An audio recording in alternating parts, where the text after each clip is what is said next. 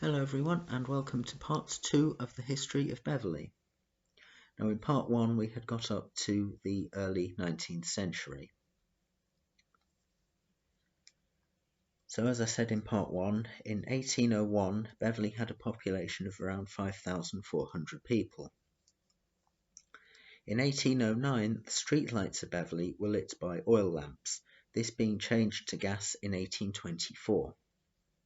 The railway from Hull arrived in 1846, along with the line from Market Wheaton in 1865, although sadly the line from Market Wheaton is no longer there, having closed in 1965 as a result of the Beeching Report. A number of industries grew up in Beverley around the early 19th century. As well as the tanneries and shipbuilding, there were brickyards and breweries, along with an industry making and repairing farm implements. In 1878, Victoria Barracks opened, closing in 1977.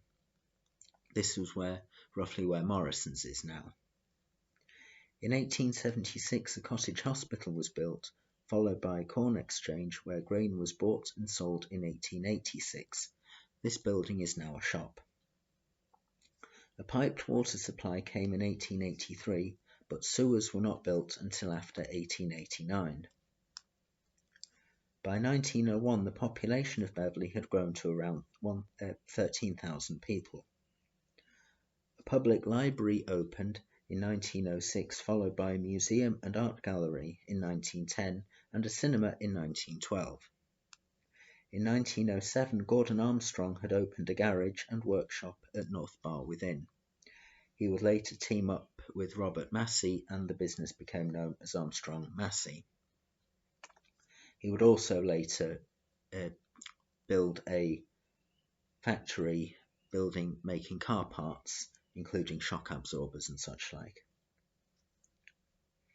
During World War I, the Royal Flying Corps had an airfield on Beverley Westwood. During the 1920s and 1930s, council houses were built in Beverley around Mill Lane, Grove Hill Road and Cherry Tree Lane. Brickmaking ended in the 1920s, the last brickworks closing by 1927. Also closing by 1927 was the East Yorkshire Crosskills Cart and Wagon Company, which had originally made farm implements and such like, although latterly were simply agents for them, selling them. Electricity did not start to appear in homes until 1930, with electric street lighting arriving after World War II. Also closing in the 1930s was Scar's Shipyard at Wheal.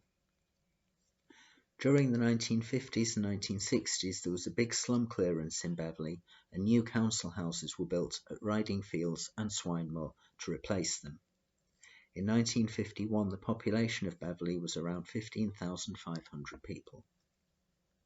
The South East bypass was built in 1973, followed in 1981 by the South West bypass. Also in 1981, Tolgavel and Butcher Row were pedestrianised. So that obviously meant that traffic could not go down them, although they are still open for deliveries and such like to the shops. In late 2015, a new shopping centre opened on Flemingate, on the site of the old Army Transport Museum, which had formerly been Hodgson's Tannery. Now, the Army Transport Museum had closed in the early 2000s. It originally closed twice. It originally closed when the Army withdrew funding for it. However, the caretaker of the site reopened it, but sadly couldn't make it pay, and it closed again in 2003. And the site was basically derelict until Flemingate Shopping Centre was built. Well, I hope you've enjoyed this look at the later part of Beverley's history. Thank you for watching, and I will see you in a future video.